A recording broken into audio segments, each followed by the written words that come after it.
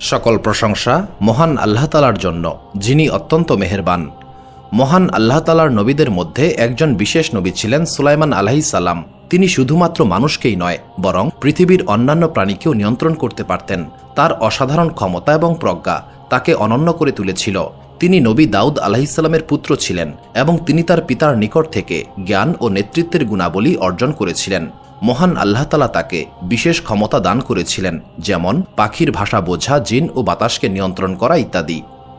সুলাইমান আলাইহিস সালামের জীবন ন্যায় বিচার, বিনয় ও মহান আল্লাহ তাআলার প্রতি আনুগত্যের উজ্জ্বল দৃষ্টান্তে ভরপুর। তিনি জীবনে বিভিন্ন বিপদের মুখোমুখি হয়েছিলেন, যেমন তার আপন ভাইয়ের সঙ্গে সংঘাত, ক্ষমতার পরীক্ষা এবং রানী বিলকিসের সঙ্গে সাক্ষাৎ।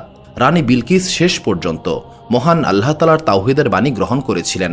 সুলাইমান আলাইহিস সালামের মৃত্যুও ছিল মহান আল্লাহ তাআলার মহিমার একটি অসাধারণ নিদর্শন। তিনি লাঠিতে ভর দিয়ে দাঁড়িয়েছিলেন এবং জিনেরা তার মৃত্যু বুঝতে পারেনি। জিনেরা সুলাইমান আলাইহিস সালামের নির্দেশে কাজ করছিল। যখন উই পোকা তার লাঠি খেয়ে ফেলেছিল, তখন জিনেরা বুঝতে পেরেছিল তিনি মারা গেছেন। সুলাইমান আলাইহিস সালামের জীবন আমাদের ন্যায় বিচার, নেতৃত্ব এবং মহান আল্লাহ তাআলার প্রতি আনুগত্যের গুরুত্বপূর্ণ শিক্ষা দেয়। তার কাহিনী শুধুমাত্র একজন ন্যায়পরায়ণ বাদশাহ বা নবীর গল্প নয়, বরং এটা এমন একটা কাহিনী যেখানে আমরা দেখতে পাই কিভাবে মহান আল্লাহ তাআলার দেওয়া প্রজ্ঞা এবং পার্থিব ক্ষমতা মিলে একজন আদর্শ ব্যক্তিত্ব গড়ে ওঠে। সুলাইমান আলাইহিস সালাম সকল যুগের মানুষের জন্য অনুসরণীয় হয়ে থাকবেন। সুলাইমান আলাইহিস সালাম তার জীবনে বিপদ, বিশ্বাসঘাতকতা এবং বড় বড় পরীক্ষার মুখোমুখি হয়েছিলেন, কিন্তু তিনি সব সময় মহান আল্লাহ তাআলার উপর ভরসা করেছেন। তার জীবনের গভীর অধ্যায়ে আমরা দেখতে পাই কিভাবে একজন বুদ্ধিমান ও বিনয়ী যুবককে বিশাল সিংহাসনের উত্তরাধিকারী করা হয়েছিল। তিনি পরিবারের চক্রান্ত ও সাহসিকতার সঙ্গে মোকাবেলা করেছিলেন এবং সকল পরীক্ষা সফলভাবে অতিক্রম করেছিলেন। সুলাইমান আলাইহিস সালামের জীবন প্রমাণ করে একজন বান্দার প্রকৃত শক্তি মহান আল্লাহ তাআলার কাছে আত্মসমর্পণের মাঝেই নিহিত। তার জীবনের প্রতিটি ঘটনা শুধুমাত্র নৈতিক শিক্ষাই নয়, বরং মহান আল্লাহ তাআলার মহিমারও প্রতিফলন। এই কাহিনীটি ভালোভাবে বুঝতে ভিডিওটি শেষ পর্যন্ত দেখুন। ভিডিওটি লাইক করুন, সাবস্ক্রাইব করুন এবং যদি কোনো সংশোধনের প্রয়োজন হয় মন্তব্য করতে ভুলবেন না। চলুন শুরু করা যাক। একটি শান্ত গ্রামে হঠাৎ করেই উত্তেজনা ছড়িয়ে পড়েছিল, যখন দুইজন মহিলা একটি শিশুকে নিয়ে ঝগড়া করতে করতে গ্রামবাসীদের নিকট বিচার চাইতে এসেছিল। একজন মহিলা কাঁদছিলেন, তার কোলে একটি শিশু শান্তভাবে ঘুমিয়েছিল এবং অন্যজন চিৎকার করে বলছিলেন, এই শিশুটি আমার সন্তান, তোমার সন্তানকে নেকড়ে খেয়ে ফেলেছে, এটা তোমার সন্তান নয়। এই বিবাদ শুনে গ্রামবাসীরা জমায়েত হয়েছিল, কিন্তু তারা বুঝতে পারছিল না তাদের কি করা উচিত। কান্নাকাটি করা যুবতী মহিলা বললেন, এই শিশু আমার সন্তান, আমি তার গন্ধ এবং কান্নার শব্দ চিনি, আমি তাকে জন্ম দিয়েছি। কিন্তু বয়স্ক মহিলা জোর দিয়ে বললেন, এটা আমার সন্তান, তুমি মিথ্যা বলছো, নেকড়ে তোমার সন্তানকে নিয়ে গেছে। এই জটিল পরিস্থিতিতে গ্রামবাসীরা হতবিহ্বল হয়ে পড়েছিল। তখন গ্রামের একজন জ্ঞানী বৃদ্ধ বললেন, এই সমস্যা আমাদের পক্ষে সমাধান করা সম্ভব নয়, একমাত্র আমাদের মহামান্য বাদশাহ দাউদ আলাইহিস সালামই এই সমস্যার সমাধান করতে পারবেন, কারণ তিনি একজন ন্যায় বিচারক। গ্রামবাসীরা দুইজন মহিলাকে নিয়ে দাউদ আলাইহিস সালামের দরবারে হাজির হলেন। দাউদ আলাইহিস সালাম শান্ত কণ্ঠে বললেন, আমি আশা করছি তোমরা আমাকে কোনো মিথ্যা বলবে না। বয়স্ক মহিলা প্রথমে বলল, মহামান্য বাদশাহ, এই শিশুটি আমার সন্তান। যুবতী মহিলা করুণ কণ্ঠে বললেন, মহামান্য বাদশাহ, সে মিথ্যা বলছে, এই শিশুটিকে আমি জন্ম দিয়েছি, এটা আমার সন্তান। দুইজন মহিলার বক্তব্য শুনে দাউদ আলাইহিস সালাম বিভ্রান্ত হয়ে গেলেন। তিনি শিশুটিকে ভালোভাবে লক্ষ্য করলেন এবং গভীরভাবে চিন্তা করে বললেন, এই শিশুটি বয়স্ক মহিলার। এই সিদ্ধান্তে বয়স্ক মহিলা আনন্দে উল্লাস করতে লাগলেন। অন্যদিকে যুবতী মহিলা বাকরুদ্ধ হয়ে পড়েছিলেন। তিনি কোনো প্রতিবাদ না করেই নীরবে শিশুটিকে বয়স্ক মহিলার হাতে তুলে দিলেন। যখন এই সিদ্ধান্তের খবর সুলাইমান আলাইহিস সালামের নিকট পৌঁছালো, তিনি অনুভব করলেন এই সিদ্ধান্তে কোনো কিছু একটা গোলমাল রয়েছে। তখন তিনি ওই দুই মহিলাকে আবারও দরবারে হাজির হওয়ার নির্দেশ দিলেন। যদিও সুলাইমান আলাইহিস সালাম তখন তরুণ ছিলেন, কিন্তু তার প্রজ্ঞা এবং ন্যায় বিচারের জন্য তিনি সারা রাজ্যে বিখ্যাত হয়ে উঠেছিলেন। সেদিন সুলাইমান আলাইহিস সালামের রাজ দরবার কৌতূহলী মানুষে ভরে গিয়েছিল। সবাই এটা জানতে উদ্গ্রীব ছিল যে সুলাইমান আলাইহিস সালাম কিভাবে এই জটিল সমস্যার সমাধান করতে পারবেন। সুলাইমান আলাইহিস সালাম দুইজন মহিলাকে গভীরভাবে পর্যবেক্ষণ করছিলেন। তারপর বললেন, আমি আশা করছি তোমরা কেউ আমাকে মিথ্যা বলবে না। বয়স্ক মহিলা প্রথমে কথা বলল। সে বলল, মহামান্য যুবরাজ, এই শিশুটি আমার সন্তান। যুবতী মহিলা কান্নাজড়িত কণ্ঠে বললেন, মহামান্য যুবরাজ, সে মিথ্যা বলছে। এই শিশুটিকে আমি জন্ম দিয়েছি, এই সন্তান আমার। সুলাইমান আলাইহিসসালাম দুইজন মহিলার কথা শুনে শিশুটিকে দেখলেন। তারপর তিনি একজন প্রহরীকে বললেন, আমাকে একটা ধারালো ছুরি দাও। সুলাইমান আলাইহিসসালামের এই আদেশে সবাই হতবিহ্বল হয়ে পড়েছিল। প্রহরী বিস্ময়ভরা কণ্ঠে জিজ্ঞাসা করল, মহামান্য যুবরাজ, ছুরি? সুলাইমান আলাইহিসসালাম শান্ত কণ্ঠে উত্তর দিলেন, আমি এই শিশুটিকে 2 খণ্ডে বিভক্ত করব, তারপর একজনকে 1 ভাগ এবং অন্যজনকে বাকি ভাগ দেব। এই সিদ্ধান্ত শুনে যুবতী মহিলা চমকে গেলেন। ভয় এবং আতঙ্কে তিনি হতবিহ্বল হয়ে পড়লেন। তিনি সুলাইমান আলাইহিসসালামের সামনে হাঁটু গেড়ে বসে চিৎকার করে বললেন, মহামান্য যুবরাজ, দয়া করুন, এই শিশুটির কোনো ক্ষতি করবেন না। আমি মিথ্যা বলেছিলাম। এই শিশু আমার সন্তান নয়। আপনি এই শিশুটিকে ওই মহিলাকে দিয়ে দিন, তবু তাকে হত্যা করবেন না। আপনি আমাকে আমার মিথ্যার জন্য শাস্তি দিন। অন্যদিকে বয়স্ক মহিলা এই সিদ্ধান্তের পরেও নিশ্চুপ ছিল। তখন সুলাইমান আলাইহিসসালাম বললেন, এই যুবতী মহিলাই হচ্ছে এই শিশুটির আসল মা। একজন মা কখনোই তার সন্তানের কষ্ট সহ্য করতে পারেন না। কক্ষটি কয়েক মুহূর্তের জন্য নিস্তব্ধ ছিল, কিন্তু দর্শকদের হাঁপছাড়ার শব্দে সেই নিস্তব্ধতা ভেঙে গেল। সুলাইমান আলাইহিসসালাম শিশুটিকে তার আসল মায়ের হাতে তুলে দিলেন। মহিলাটি পরম মমতা ও ভালোবাসায় তার সন্তানকে বুকে জড়িয়ে ধরলেন। অন্যদিকে বয়স্ক মহিলা, যিনি শুরুতে আত্মবিশ্বাসী ছিলেন, তিনি এখন লজ্জায় মাথা নিচু করে দাঁড়িয়ে রইলেন। সুলাইমান আলাইহিসসালামের প্রজ্ঞার সামনে তিনি আর নিজেকে রক্ষা করতে পারলেন না। ভীত কণ্ঠে তিনি বললেন, আমি শুধুমাত্র ওই মহিলাকে একটি শিক্ষা দিতে চেয়েছিলাম। তখন সুলাইমান আলাইহিসসালাম বললেন, কি শিক্ষা? মিথ্যার মাধ্যমে ন্যায় বিচার প্রতিষ্ঠিত হয় না। তোমার এই কাজের জন্য মহান আল্লাহ তাআলার কাছে ক্ষমা চাও। বয়স্ক মহিলা হতাশার সঙ্গে কক্ষ ত্যাগ করল। আর যুবতী মহিলা সুলাইমান আলাইহিসসালামের এই প্রজ্ঞার জন্য মহান আল্লাহ তাআলার কাছে কৃতজ্ঞতা প্রকাশ করলেন।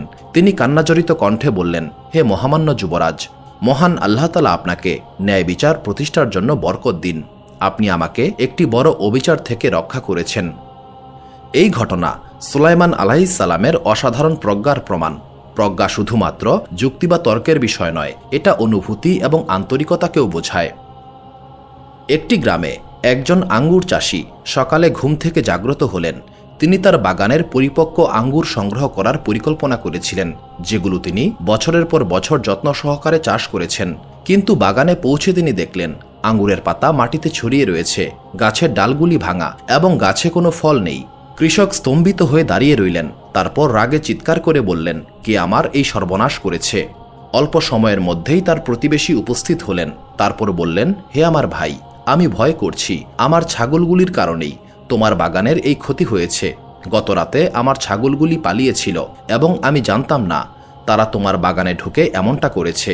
কৃষক প্রচণ্ড রাগে প্রতিবেশীকে বললেন, তোমার ছাগলগুলি আমার বাগান ধ্বংস করেছে, এখন আমি কি করব? প্রতিবেশী মাথা নিচু করে বললেন, আমি জেনে শুনে এমনটা করিনি, এমনটা হবে আমি জানতাম না। কিন্তু কৃষক তার রাগ নিয়ন্ত্রণ করতে পারলেন না। তিনি বললেন, তোমাকে অবশ্যই এই ক্ষতির দায় নিতে হবে। তাদের তীব্র ঝগড়ার কারণে গ্রামবাসীরা জড়ো হতে শুরু করল। গ্রামের একজন জ্ঞানী ব্যক্তি বললেন, আমরা তর্ক করে এই সমস্যার সমাধান করতে পারবো না। এই সমস্যার সমাধান একমাত্র আমাদের মহামান্য বাদশাহ দাউদ আলাইহিসসালামই করতে পারবেন। তিনি আমাদের মধ্যে সবচেয়ে ন্যায় বিচারক। দাউদ আলাইহিসসালামের দরবারে 2 জন ব্যক্তি সমস্ত ঘটনা খুলে বললেন। আঙ্গুর বাগানের মালিক কান্নাজড়িত কণ্ঠে বললেন, হে মহামান্য বাদশাহ, আমার সমস্ত বাগান ধ্বংস হয়ে গেছে। তার ছাগলগুলি আমার বাগান নষ্ট করেছে। আমি এখন কি করব জানি না। ছাগলের মালিক অপরাধ বোধে ভুগছিলেন, কিন্তু তিনি নিজেকে রক্ষা করার শেষ চেষ্টা করলেন। তিনি বললেন, হে মহামান্য বাদশাহ, রাতে আমার ছাগলগুলি পালিয়েছিল। আমি জানতাম না তার এত বড় ক্ষতি হয়ে যাবে। দাউদ আলাইহিসসালাম মনোযোগ সহকারে 2 জনের বক্তব্য শুনলেন। তারপর তিনি সিদ্ধান্ত দিলেন, যেহেতু ছাগলগুলি আঙ্গুর বাগান নষ্ট করেছে, তাই ছাগলের মালিক ক্ষতিপূরণ হিসেবে বাগানের মালিককে তার সমস্ত ছাগল হস্তান্তর করবে। এই সিদ্ধান্তে বাগানের মালিক খুশি হতে পারলেন না। তার মনে হচ্ছিল কোথাও কিছু একটা ভুল হচ্ছে। অন্যদিকে ছাগলের মালিক তার সমস্ত ছাগল হারানোর কথা ভেবে খুবই কষ্ট পেলেন, কারণ ছাগলগুলি না থাকলে তিনি কিভাবে জীবিকা নির্বাহ করবেন। এই বিচার সভায় গ্রামের একজন জ্ঞানী ব্যক্তি উপস্থিত ছিলেন। তিনি বললেন, আমাদের উচিত সুলাইমান আলাইহিসসালামের নিকট এই সমস্যার বিষয়টি উপস্থাপন করা। তিনি হয়তো আরও ভালো কোনো সমাধান দিতে পারবেন। শেষ পর্যন্ত সবাই সুলাইমান আলাইহিসসালামের সামনে উপস্থিত হল। সুলাইমান আলাইহিসসালাম তাদের কাহিনী মনোযোগ দিয়ে শুনলেন। তারপর তিনি জিজ্ঞাসা করলেন, আমার পিতা কি সিদ্ধান্ত দিয়েছেন? তারা উত্তরে বললেন, ছাগলের মালিককে তার সমস্ত ছাগল বাগানের মালিকের হাতে তুলে দিতে হবে। সুলাইমান আলাইহিসসালাম গভীরভাবে চিন্তা করে শান্ত কণ্ঠে বললেন, আমার পিতা সঠিক সিদ্ধান্তই নিয়েছেন, কিন্তু তোমরা তার সিদ্ধান্ত সঠিকভাবে বুঝতে পারোনি। তিনি ব্যাখ্যা করে বললেন, ছাগলের মালিক তার সমস্ত পশু বাগানের মালিকের কাছে হস্তান্তর করবে, তবে স্থায়ীভাবে নয়। বাগানের মালিক ক্ষতিপূরণ হিসেবে ছাগলগুলির দুধ, পশম এবং অন্যান্য উৎপাদন থেকে লাভবান হবেন। অন্যদিকে ছাগলের মালিক বাগান মেরামত করবে। যখন বাগানটি আগের মতো হয়ে যাবে, তখন ছাগলগুলি তার মালিকের কাছে ফিরিয়ে দেওয়া হবে। কক্ষটি নিস্তব্ধ হয়ে গেল। সুলাইমান আলাইহিসসালামের এই সিদ্ধান্ত সকলের কাছেই ন্যায়সঙ্গত এবং প্রজ্ঞাপূর্ণ মনে হল। বিচার প্রার্থী দুইজনেই স্বস্তি পেলেন। বাগানের মালিক তার প্রতিবেশীর ক্ষতি না করেই ক্ষতিপূরণ পেলেন। ছাগলের মালিকও কৃতজ্ঞতা প্রকাশ করলেন, কারণ তাকে একেবারে নিঃস্ব হতে হয়নি। দরবারের উপস্থিত সবাই চিৎকার করে বললেন, এটা অত্যন্ত প্রজ্ঞাপূর্ণ সিদ্ধান্ত। ন্যায় বিচার প্রতিষ্ঠিত হয়েছে। সিদ্ধান্ত ঘোষণার পর উভয় পক্ষ তাদের সম্মতি জ্ঞাপন করলেন। বাগানের মালিক কৃতজ্ঞ কণ্ঠে বললেন, হে মহামান্য যুবরাজ, একটি ন্যায়সঙ্গত সমাধান দেওয়ার জন্য ধন্যবাদ। ছাগলের মালিকও বললেন, আমি এই ঘটনায় খুবই কষ্ট পেয়েছিলাম, কিন্তু এই সিদ্ধান্ত আমাকে আমার দায়িত্ব সম্পর্কে সচেতন করেছে। হে মহামান্য যুবরাজ, মহান আল্লাহ তাআলা আপনাকে বরকত দিন। সুলাইমান আলাইহিসসালামের এই সিদ্ধান্তের খবর সমগ্র রাজ্যে ছড়িয়ে পড়েছিল। রাজ্যবাসী তার প্রজ্ঞার প্রশংসা করছিল। এমনকি দাউদ আলাইহিসসালাম যখন এই সিদ্ধান্তের কথা শুনলেন, তখন তিনি তার পুত্রের প্রজ্ঞার জন্য মহান আল্লাহ তাআলার দরবারে শুকরিয়া আদায় করলেন। তিনি গর্বিত কণ্ঠে বললেন, মহান আল্লাহ তাআলা আমার পুত্রকে অসাধারণ প্রজ্ঞা দান করেছেন। তিনি এমন একজন নেতা যিনি আমাদের উম্মার জন্য কল্যাণ বয়ে আনবেন। মহান আল্লাহ তাআলা বলেন, আর স্মরণ করো দাউদ ও সুলাইমানের কথা, যখন তারা ফসলের ব্যাপারে ফয়সালা দিচ্ছিল, কারণ ফসলটি তাদের সম্প্রদায়ের ছাগল দ্বারা নষ্ট হয়েছিল, আর আমি তাদের ফয়সালা প্রত্যক্ষ করেছিলাম। অতঃপর আমি সুলাইমানকে অধিক সঠিক ফয়সালার জ্ঞান দান করেছিলাম এবং তাদের প্রত্যেককে আমি প্রজ্ঞা ও জ্ঞান দান করেছিলাম। সূরা আল আম্বিয়া আয়াত ৭৮ থেকে ৭৯। বনি ইসরায়েলের মধ্যে একজন মহিলা বসবাস করতেন, যিনি তার সৌন্দর্য এবং পবিত্রতার জন্য বিখ্যাত ছিলেন। তার মুখমণ্ডল ছিল উজ্জ্বল এবং তার আচরণে পবিত্রতা প্রকাশ পেত, কিন্তু তার এই সৌন্দর্যের কারণে তাকে অনেক বিপদের মুখোমুখি হতে হয়েছিল। অনেক পুরুষ তাকে কামনা করতেন, কিন্তু তিনি সব সময় তার সম্মান রক্ষা করে চলতেন এবং প্রতিটি প্রলোভনকে প্রত্যাখ্যান করতেন। একদিন এই মহিলা গ্রামের কুয়ো থেকে পানি সংগ্রহ করছিলেন। তখন 4 জন পুরুষ, যারা সম্প্রদায়ের নেতা ছিল, তারা মহিলাটির কাছে এসে বলল, তুমি চাইলে অনেক টাকার মালিক হতে পারো। আমরা এর আগেও তোমাকে অনেকবার এই প্রস্তাব দিয়েছি।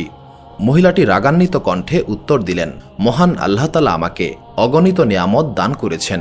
আমি আমার সম্মান আল্লাহ তাআলার জন্য রক্ষা করি, নিজের জন্য নয়। দ্বিতীয় ব্যক্তিটি বলল, এত অহংকার করো না।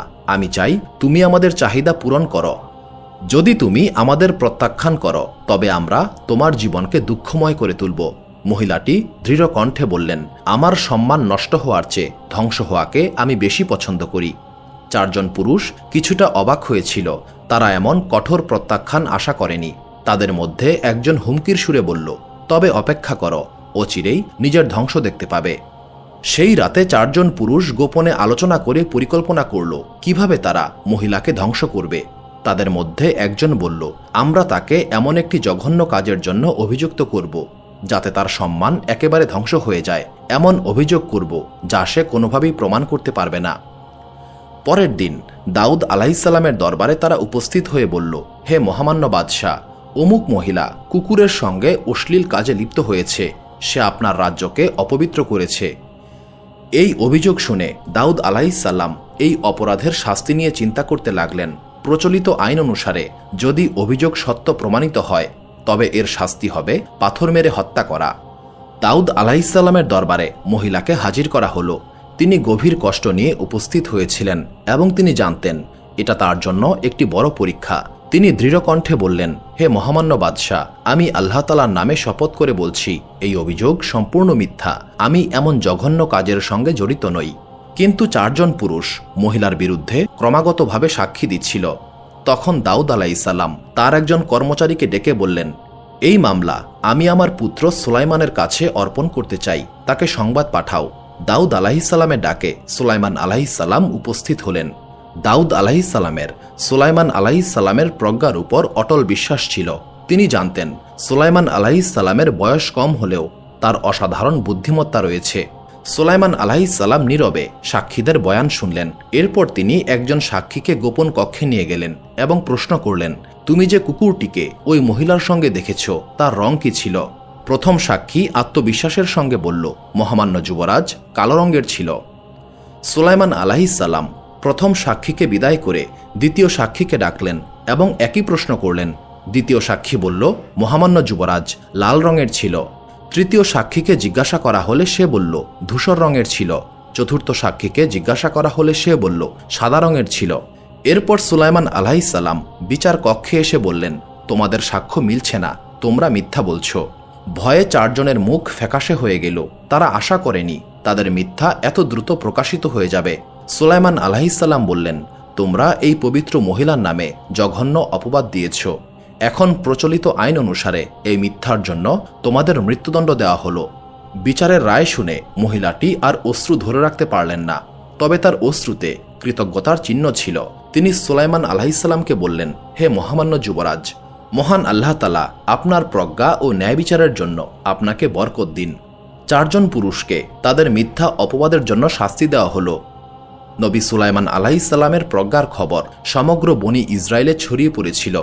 সবাই সুলাইমান আলাইহিসসালামের এই প্রজ্ঞা এবং বিচক্ষণতার জন্য প্রশংসা করতে লাগল। শৈশব থেকেই নবী সুলাইমান আলাইহিসসালাম অসাধারণ বুদ্ধিমত্তা ও প্রজ্ঞার অধিকারী ছিলেন। তার পিতা দাউদ আলাইহিসসালাম তার মধ্যে বিশাল সম্ভাবনা দেখতে পেয়েছিলেন। সুলাইমান আলাইহিসসালামের সঙ্গে তিনি প্রায়ই রাজ্য পরিচালনার বিষয়ে আলোচনা করতেন এবং সুলাইমান আলাইহিসসালামও বিভিন্ন সমস্যার সুন্দর সমাধান দিতেন। এক রাতে দাউদ আলাইহিসসালাম সুলাইমান আলাইহিসসালামকে তার কক্ষে ডাকলেন।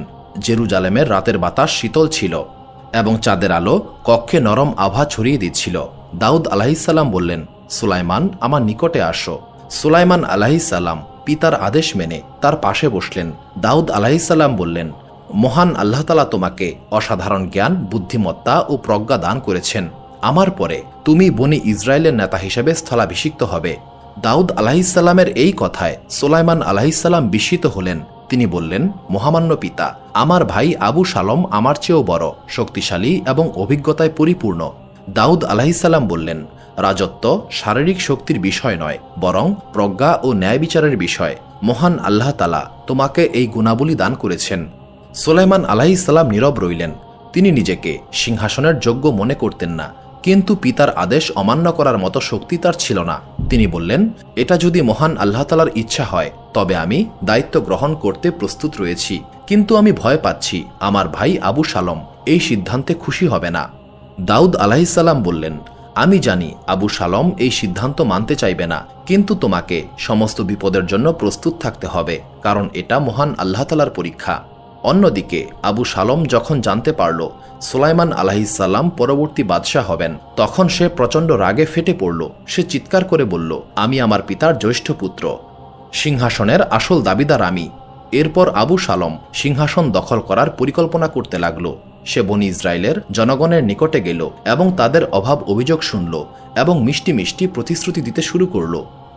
একদিন সকালে আবু শালম দাউদ আলাইহিসসালামের সঙ্গে দেখা করতে আসা লোকদেরকে স্বাগত জানালো।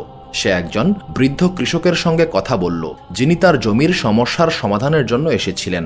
আবু শালম নরম সুরে বলল, আপনার সমস্যার কথা বলুন। কৃষক তার সমস্যার কথা বললেন। কৃষকের সমস্যা শুনে আবু শালম বলল, যদি আমি বাদশাহ হতাম তবে আপনার এই সমস্যার ন্যায়সঙ্গত সমাধান করে দিতাম, কিন্তু এখন আপনাকে আমার পিতার সঙ্গে সাক্ষাতের জন্য অপেক্ষা করতে হবে। আবু শালমের চাতুর্যপূর্ণ কথায় কৃষক মুগ্ধ হয়ে গেলেন। তিনি রাজ্যময় বলে বেড়াতে শুরু করলেন, যুবরাজ আবু শালম দাউদ আলাইহিসসালামের চেয়েও জনগণের প্রতি বেশি যত্নশীল। দিনের পর দিন আবু শালমের সুনাম বাড়তে থাকল। আবু শালম দেশের প্রতিটি কোণে গুপ্তচর পাঠিয়ে নিজের প্রশংসা ছড়িয়ে দিচ্ছিল। আবু শালম তার সমর্থকদের বলল, যখন তোমরা সিঙ্গার আওয়াজ শুনতে পাবে তখন জমায়েত হবে এবং আমাকে বাদশাহ হিসেবে ঘোষণা করবে। একদিন সকালে দাউদ আলাইহিসসালাম কয়েকজন উপদেষ্টার সঙ্গে প্রাসাদের বারান্দায় বসেছিলেন। এমন সময় বাইরে গর্জন শোনা গেল, জনগণ উল্লাস করছিল এবং দূর থেকে শিঙ্গার আওয়াজ ভেসে আসছিল। তখন একজন প্রহরী এসে বলল, হে মহামান্য বাদশাহ, জনগণ আবু সালমকে বাদশাহ হিসেবে ঘোষণা করেছে এবং তার সমর্থকরা প্রাসাদের দিকেই এগিয়ে আসছে। দাউদ আলাইহিসসালাম শান্ত রইলেন। তিনি দাঁড়িয়ে বললেন, আমরা লড়াই করব না, আমি এই পবিত্র ভূমিতে রক্তপাত চাই না। তিনি তার অনুগত অনুসারীদেরকে প্রাসাদ ত্যাগ করার নির্দেশ দিয়েছিলেন। তারা জর্ডান নদী পার হয়ে জৈতুন পাহাড়ে আশ্রয় নিলেন। সেখানে দাউদ আলাইহিসসালাম রাত্রি যাপন করলেন এবং মহান আল্লাহ তাআলার কাছে ফরিয়াদ করে বললেন, হে আমার আল্লাহ তাআলা, যদি এটা তোমার পরীক্ষা হয় তবে আমাকে এই পরীক্ষায় অংশগ্রহণ করার মতো শক্তি দাও। আমার জনগণকে ধ্বংসের হাত থেকে রক্ষা করো এবং আমার পুত্র আবু সালমকে হেদায়েত দাও। কয়েকদিন পর দাউদ আলাইহিসসালাম সিংহাসন উদ্ধার করার সিদ্ধান্ত নিলেন। তিনি তার অনুগত এবং অনুসারীদেরকে ডাকলেন এবং জেরুজালেম আক্রমণ করার নির্দেশ দিলেন। তবে রওনা হওয়ার আগে তিনি সেনাবাহিনীকে বললেন, যখন তোমরা আবু সালমকে খুঁজে পাবে তাকে আঘাত করো না, তাকে জীবিত অবস্থায় ধরে আনবে, সে আমার সন্তান। দাউদ আলাইহিসসালামের সেনাবাহিনী জেরুজালেমের দিকে অগ্রসর হল। সেখানে তারা আবু সালমের বাহিনীর মুখোমুখি হল। যুদ্ধ শুরু হল। আবু সালমের বাহিনী সংখ্যায় বড় হলেও তারা কৌশলগতভাবে দুর্বল ছিল। দাউদ আলাইহিসসালামের সেনাবাহিনী তাদের পরাজিত করতে সক্ষম হল। আবু সালম জঙ্গলের রাস্তা দিয়ে পালিয়ে যাচ্ছিল, কিন্তু আবু সালমের লম্বা চুল একটি বৃক্ষের ডালে আটকে গিয়েছিল। আবু সালম সেখানেই ঝুলে রইল, সে নাড়াচাড়া করতে পারছিল না। দাউদ আলাইহিসসালামের একজন সৈন্য তাকে খুঁজে পেল এবং কমান্ডারকে সংবাদ দিল। যদিও দাউদ আলাইহিসসালাম আবু সালমকে জীবিত অবস্থায় ধরে আনার নির্দেশ দিয়েছিলেন, কিন্তু কমান্ডার তাকে হত্যা করার সিদ্ধান্ত নিয়েছিল, কারণ আবু সালম ভবিষ্যতে আবারও বিদ্রোহ করতে পারে। দাউদ আলাইহিসসালাম যখন আবু সালমের মৃত্যুর খবর পেলেন তখন তিনি প্রচণ্ড কষ্ট পেলেন। কান্নাজড়িত কণ্ঠে তিনি বললেন, আমার পুত্র আবু সালম, তোমাকে কেন মরতে হলো? যদি তোমার বদলে আমাকে মৃত্যুবরণ করতে বলা হতো তবে আমি মৃত্যুটাই গ্রহণ করতাম। তিনি প্রচণ্ড কষ্ট পেয়েছিলেন, কিন্তু তিনি জানতেন মহান আল্লাহ তাআলার সিদ্ধান্তই সর্বোত্তম। তিনি জেরুজালেমে ফেরত গেলেন এবং রাজ্যের শৃঙ্খলা পুনরুদ্ধার করলেন। কয়েক বছর পর দাউদ আলাইহিসসালাম বুঝতে পারলেন তিনি এই দুনিয়ায় আর বেশি দিন থাকবেন না। তিনি সুলাইমান আলাইহিসসালামকে সংবাদ দিলেন। কক্ষের বাতাস যেন ভারী হয়ে উঠল, সমস্ত কিছুই যেন অনুভব করছিল দাউদ আলাইহিসসালাম বেশি দিন আর এই দুনিয়ায় অবস্থান করবেন না। দাউদ আলাইহিসসালাম দুর্বল কণ্ঠে বললেন, এই রাজ্য মহান আল্লাহ তাআলার আমানত এবং আমি এই আমানত তোমাকে অর্পণ করছি। দাউদ আলাইহিসসালামের চোখ অশ্রুতে ভরে গেল। তিনি বললেন, হে মহামান্য পিতা, আমি জানি না এত বড় দায়িত্ব আমি বহন করতে পারবো কিনা। দাউদ আলাইহিসসালাম মৃদু হেসে বললেন, তুমি একা নও আমার পুত্র, মহান আল্লাহ তাআলা তোমার সঙ্গে রয়েছেন। তার উপর পরিপূর্ণ আস্থা এবং বিশ্বাস রাখো, তবেই তুমি ন্যায়সঙ্গতভাবে শাসন করতে সক্ষম হবে। কয়েকদিন পর দাউদ আলাইহিসসালাম বার্ধক্যজনিত কারণে ইন্তেকাল করলেন। সুলাইমান আলাইহিসসালাম পিতার নির্দেশ অনুসারে সিংহাসনে আরোহণ করলেন। সিংহাসনে বসেই তিনি মহান আল্লাহ তাআলার কাছে দোয়া করে বললেন, হে আমার রব, আমাকে ক্ষমা করুন এবং আমাকে এমন একটি রাজ্য দান করুন যা আমার পরে আর কেউ পাবে না। নিশ্চয়ই আপনি মহান দাতা। সূরা সাদ আয়াত ৩৫। মহান আল্লাহ তাআলা তার প্রার্থনা কবুল করলেন।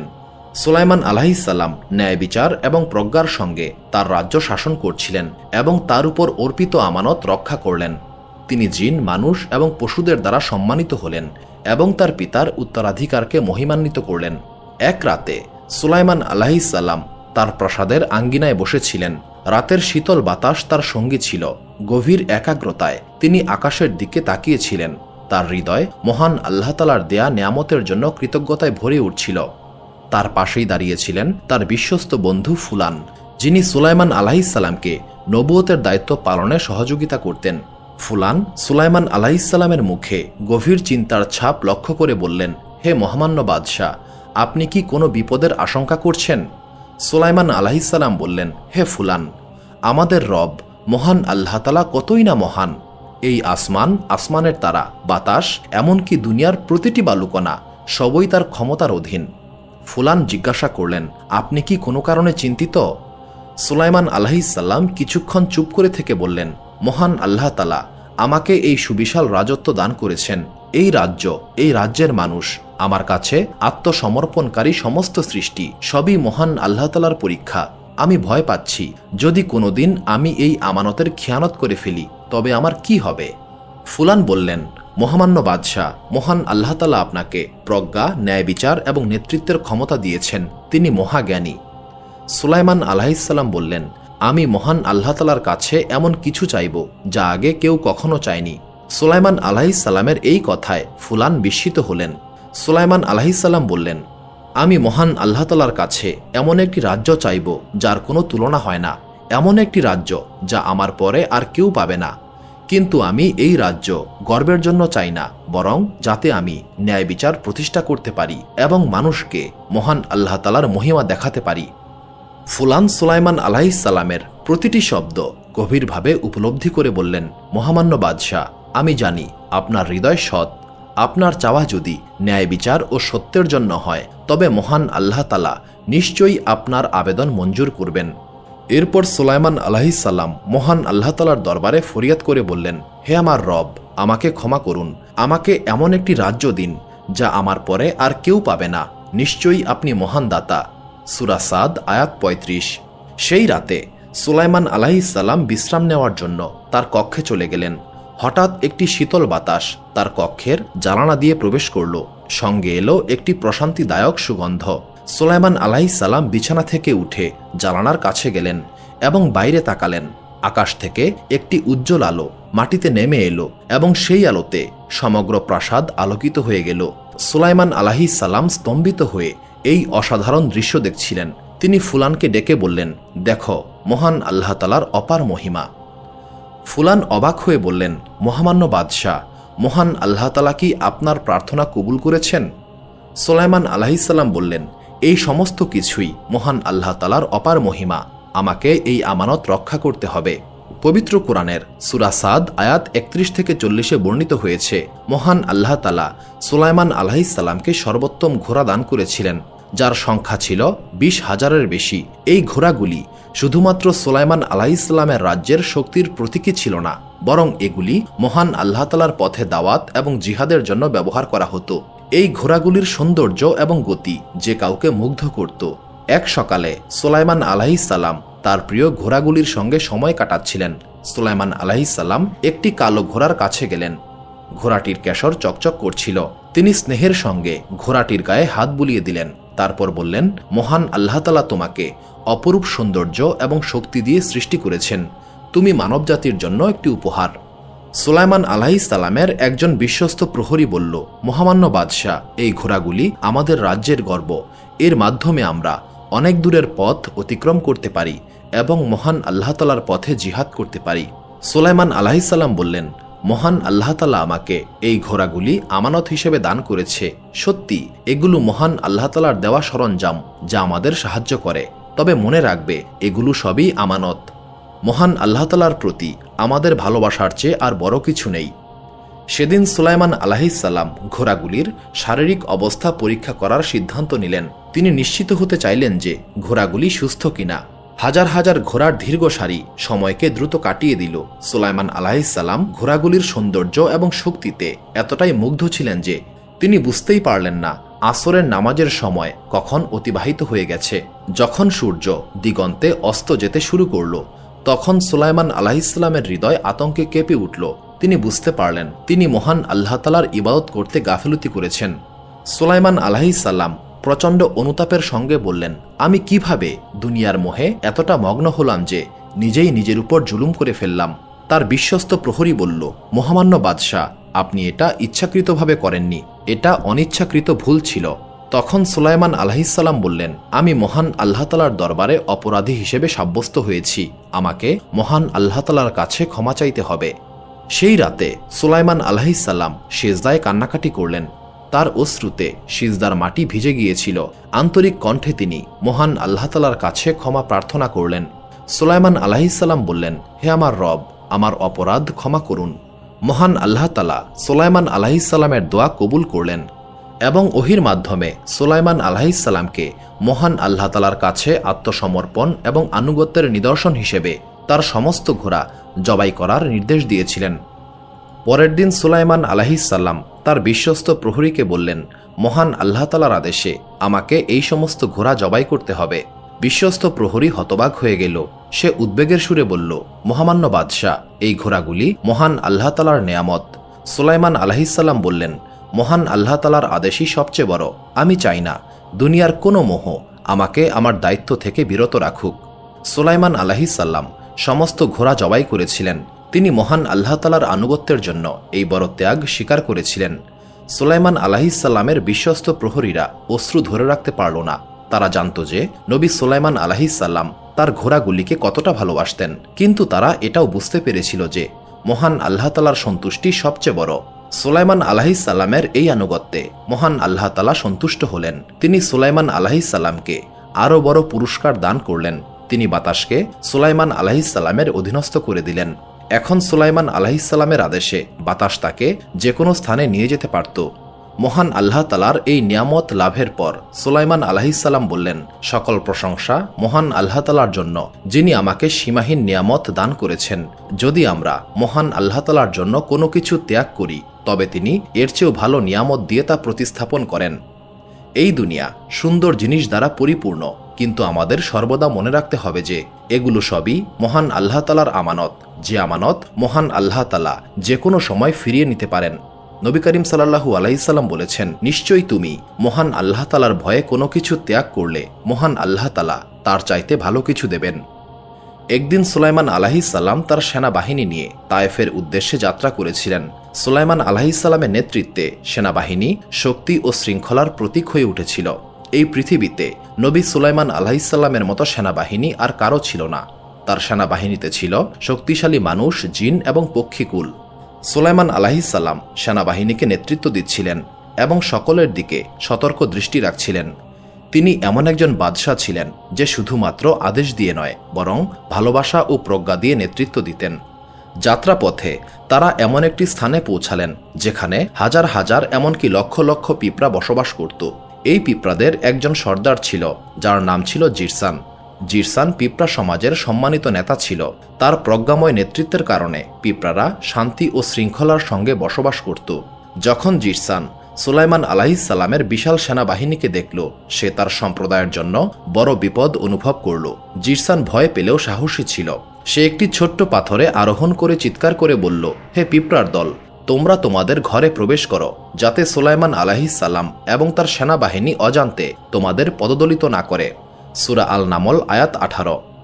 জিরসানের আদেশে পিঁপড়ার দল খুব দ্রুত তাদের ঘরে প্রবেশ করতে লাগল। কেউ বাচ্চাদের নিরাপত্তা দিচ্ছিল, কেউ খাবার বহন করছিল, আবার কেউ দুর্বল পিঁপড়াদের সাহায্য করছিল। জিরসান তার সম্প্রদায়ের সুরক্ষা নিশ্চিত করার জন্য সর্বশক্তি নিয়োগ করেছিল। এই দৃশ্য দেখে নবী সুলাইমান আলাইহিসসালাম হঠাৎ থেমে গেলেন। তিনি তার সেনাবাহিনীকে থেমে যাওয়ার নির্দেশ দিলেন। সমস্ত সেনাবাহিনী, মানুষ, জিন এবং পক্ষীকুল একসঙ্গে থেমে গেল। সৈন্যরা অবাক হয়ে ভাবতে লাগলো, কি হয়েছে? একজন সেনাপতি বললেন, হে মহামান্য বাদশাহ, আপনি কি কোনো বিপদের আশঙ্কা করছেন? সুলাইমান আলাইহিসসালাম বললেন, আমি এমন কিছু শুনতে পাচ্ছি যা তোমরা শুনতে পাচ্ছ না। সেনাপতি আবারও প্রশ্ন করলেন, মহামান্য বাদশাহ, সামনে কোনো বিপদ আছে কি? সুলাইমান আলাইহিসসালাম বললেন, এই স্থানে অত্যন্ত জ্ঞানী একটি ছোট্ট সম্প্রদায় বসবাস করে। পিঁপড়াদের সর্দার তার সম্প্রদায়কে নিরাপদ স্থানে সরে যেতে বলেছে, যাতে আমাদের সেনাবাহিনী তাদেরকে পদদলিত না করে। পিঁপড়ার সর্দার নিজের চেয়ে তার সম্প্রদায়ের নিরাপত্তা নিয়ে বেশি চিন্তিত। সেনাবাহিনী এই ব্যাখ্যা শুনে অবাক হয়ে গেল। তারা এটা চিন্তাও করেনি পিঁপড়ার মতো ছোট্ট প্রাণী এতটা জ্ঞানী হতে পারে এবং তাদের এত দায়িত্বশীল সর্দার থাকতে পারে। সুলাইমান আলাইহিসসালাম পিঁপড়াদের উদ্দেশ্য করে বললেন, হে পিঁপড়ার দল, আমরা তোমাদের কষ্টের কারণ হতে চাই না। আমরা অন্য পথে যাত্রা করব, যাতে তোমাদের বাসস্থান অক্ষত থাকে। সুলাইমান আলাইহিসসালামের এই বক্তব্যে জিরসান খুবই বিস্মিত হল। সে এটা চিন্তাও করে নাই নবী সুলাইমান আলাইহিসসালামের মতো একজন বাদশাহ পিঁপড়াদের প্রতি এতটা দয়া দেখাবেন। জিরসান তখন সুলাইমান আলাইহিসসালামকে উদ্দেশ্য করে বলল, হে মহামান্য বাদশাহ, আপনি সত্যিই মহান। মহান আল্লাহ তাআলা আপনাকে এত নিয়ামত দান করেছেন, এরপরও আপনি আমাদের প্রতি দয়া দেখিয়েছেন। মহান আল্লাহ তাআলা আপনাকে বরকত দান করুন। সুলাইমান আলাইহিসসালাম এটা শুনে হাসলেন। তিনি বললেন, হে আমার রব, আমাকে বরকত দিন। আমি যেন আপনার দেওয়া প্রতিটি নিয়ামতের প্রতি এবং আমার পিতামাতার প্রতি কৃতজ্ঞ থাকতে পারি। আমাকে এমন সৎ কাজ করতে দিন যা আপনি পছন্দ করেন এবং আমাকে আপনার সৎ বান্দাদের দলে অন্তর্ভুক্ত করুন। সূরা আল নামল আয়াত ১৯। এরপর সুলাইমান আলাইহিস সালাম সেনাপতিকে বললেন, আমরা এই স্থান অতিক্রম করব না। সেনাবাহিনীকে অন্য পথে যাত্রা করার নির্দেশ দাও। আমি চাই না আমাদের মাধ্যমে পিঁপড়াদের কোনো ক্ষতি হোক। সেনাপতি বললেন, মহামান্য বাদশাহ, মহান আল্লাহ তাআলা আপনাকে বরকত দান করুন। সুলাইমান আলাইহিস সালামের এই আদেশ সমস্ত সেনাবাহিনীতে পৌঁছে দেওয়া হলো। সেনাবাহিনী নতুন পথে যাত্রা শুরু করল। যদিও সেই নতুন পথ দুর্গম ছিল, তবু কেউ কোনো অভিযোগ করেনি। তারা বুঝতে পেরেছিল সুলাইমান আলাইহিস সালাম মহান আল্লাহ তাআলার প্রতি আনুগত্য এবং প্রজ্ঞার কারণেই এই সিদ্ধান্ত নিয়েছেন। অন্যদিকে পিঁপড়ারা দেখল সুলাইমান আলাইহিস সালামের বিশাল সেনাবাহিনী অন্য পথে যাত্রা করছে। জিরসান তার জনগণকে বললেন, সুলাইমান আলাইহিস সালাম মহান আল্লাহ তাআলার এমন একজন বান্দা যিনি অহংকারী নন। চলো আমরা দোয়া করি যেন মহান আল্লাহ তাআলা তাকে এবং তার সেনাবাহিনীকে বরকত দান করেন। এই কাহিনীতে আমাদের জন্য অনেক শিক্ষা রয়েছে। আমাদেরকে অহংকার থেকে দূরে থাকতে হবে, মহান আল্লাহ তাআলার প্রতিটি নিয়ামতের জন্য কৃতজ্ঞ হতে হবে এবং তার প্রতিটি সৃষ্টিকে সম্মান করতে হবে। আমরা যেন সুলাইমান আলাইহিস সালামের প্রজ্ঞাকে অনুসরণ করতে পারি এবং সর্বদা মহান আল্লাহ তাআলার আরও ভালো বান্দা হওয়ার চেষ্টা করতে পারি। সুলাইমান আলাইহিস সালামের রাজকীয় রান্নাঘরে প্রতিদিন অবিশ্বাস্য পরিমাণ খাবার রান্না করা হতো। প্রতিদিন ৪,০০০ উট, ৫,০০০ গরু এবং ৬,০০০ ছাগলের গোশত রান্না করা হতো। এই সমস্ত খাবার মূলত জনগণ ও সেনাবাহিনীর জন্য প্রস্তুত করা হতো। একদিন সকালে নবী সুলাইমান আলাইহিস সালাম তার সিংহাসনে বসে ভাবলেন, এই সম্পদ এবং ক্ষমতার মাধ্যমে আমি কিভাবে মহান আল্লাহ তাআলার সৃষ্টিকে আরও বেশি পরিমাণে সেবা করতে পারি। তিনি দোয়া করে বললেন, হে মহান আল্লাহ তাআলা, আপনি আমাকে অসংখ্য নিয়ামত এবং ক্ষমতা দান করেছেন। আমাকে অনুমতি দিন, আমি এই দুনিয়ার সমস্ত প্রাণীকে একবেলা আহার করাতে চাই। মহান আল্লাহ তাআলা উত্তর দিলেন, নিশ্চয়ই তুমি এটা করতে সক্ষম হবে না।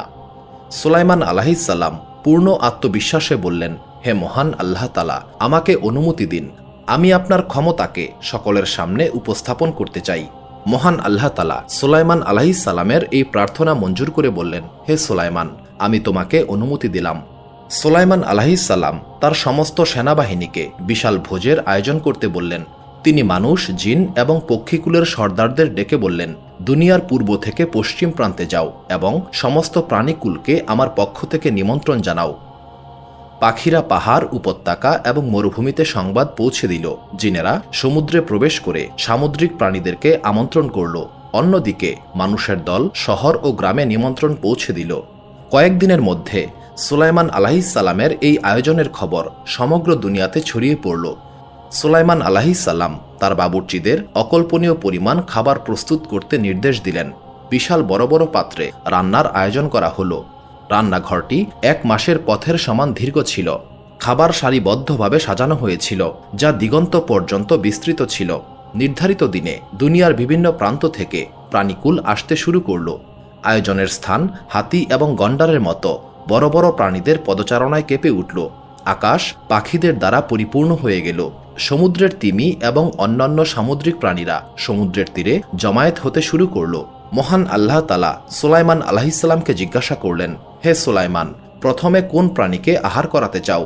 পূর্ণ আত্মবিশ্বাসে নবী সুলাইমান আলাইহিস সালাম উত্তর দিলেন, হে মহান আল্লাহ তাআলা, সামুদ্রিক প্রাণীরাই প্রথমে আহার করুক। মহান আল্লাহ তাআলা তখন সমুদ্রের একটি বিশাল তিমিকে খাবার খাওয়ার নির্দেশ দিলেন। মহান আল্লাহ তাআলার হুকুমে তিমি খাবার খেতে শুরু করল। এক গিলে প্রচুর পরিমাণে খাবার তার পেটে চলে গেল। তিমি ক্রমাগত খেতেই থাকল এবং সুলাইমান আলাইহিস সালামের আয়োজন করা সমস্ত খাবার একাই শেষ করে ফেলল। সুলাইমান আলাইহিস সালাম অবাক হয়ে গেলেন। তিনি তিমিকে জিজ্ঞাসা করলেন, হে মাছ, তোমার উদরপূর্তি হয়েছে? তিমি মাছ বলল, হে সুলাইমান, আমি এখনও তৃপ্ত নই, আমার আরও খাবার চাই। সুলাইমান আলাইহিস সালাম কেঁপে উঠলেন। তিনি ভাবতেই পারেন নাই মাত্র একটি প্রাণী তার প্রস্তুত করা সমস্ত খাবার শেষ করে ফেলবে। তিনি আরও খাবার প্রস্তুত করতে বললেন। এবার আগের চেয়েও কয়েক গুণ বেশি পরিমাণে খাবার প্রস্তুত করা হলো এবং সেই খাবারও তিমি একাই শেষ করে ফেলল। তারপর সুলাইমান আলাইহিস সালামকে উদ্দেশ্য করে বলল, হে সুলাইমান, আমি এখনও পরিতৃপ্ত নই। এবার সুলাইমান আলাইহিস সালাম সিজদায় পড়ে মহান আল্লাহ তাআলার কাছে ক্ষমা প্রার্থনা করতে লাগলেন। তিনি বললেন, হে আমার আল্লাহ তাআলা, আমি ভুল করেছি। আমি সম্পদ এবং ক্ষমতা নিয়ে অহংকার করেছি। আমি নিজেকে অনেক ক্ষমতাবান মনে করেছিলাম, অথচ আমি তোমার সৃষ্টির কাছে খুবই তুচ্ছ। হে আমার আল্লাহ তাআলা, আমাকে ক্ষমা করুন। মহান আল্লাহ তাআলা সুলাইমান আলাইহিসসালামের তওবা কবুল করে বললেন, হে সুলাইমান, জেনে রাখো আমার সম্পদ এবং ক্ষমতা সমস্ত কিছু ঘিরে রয়েছে। তুমি আমার অনুমতি ছাড়া একটি প্রাণীকেও তৃপ্ত করতে পারবে না। এই ঘটনার পর সুলাইমান আলাইহিসসালাম জনগণকে উদ্দেশ্য করে বললেন, হে আমার জনগণ, কোনো সম্পদই মহান আল্লাহ তাআলার দয়ার সমকক্ষ হতে পারে না। এমনকি সবচেয়ে ছোট্ট প্রাণীও সম্পূর্ণরূপে মহান আল্লাহ তাআলার রহমতের উপর নির্ভরশীল। জনগণও তখন উপলব্ধি করতে পেরেছিল সম্পদ এবং ক্ষমতা কেবল আমানত মাত্র, এবং একমাত্র মহান আল্লাহ তাআলাই প্রাণীকুলের প্রয়োজন মেটাতে সক্ষম। মহান আল্লাহ তাআলা পবিত্র কোরআনে বলেছেন, পৃথিবীতে এমন কোনো প্রাণী নাই যার রিজিকের দায়িত্ব মহান আল্লাহ তাআলার নয়। সূরা হুদ আয়াত 6। একদিন নবী সুলাইমান আলাইহিসসালাম আকাশ ও পৃথিবীর মাঝে ভ্রমণ করার সিদ্ধান্ত নিয়েছিলেন। তিনি একটি বিশাল কার্পেটে চড়ে তার বিশ্বস্ত কয়েকজন সঙ্গী সহ রওনা দিলেন। পাহাড়, উপত্যকা এবং বিশাল সমুদ্র পার হয়ে এগিয়ে যেতে লাগল। যখন সুলাইমান আলাইহিসসালাম একটি বিশাল সমুদ্র অতিক্রম করছিলেন, তখন তিনি বাতাসকে বললেন, থেমে যাও। বাতাস থেমে গেল এবং কার্পেটটি স্থির হয়ে গেল।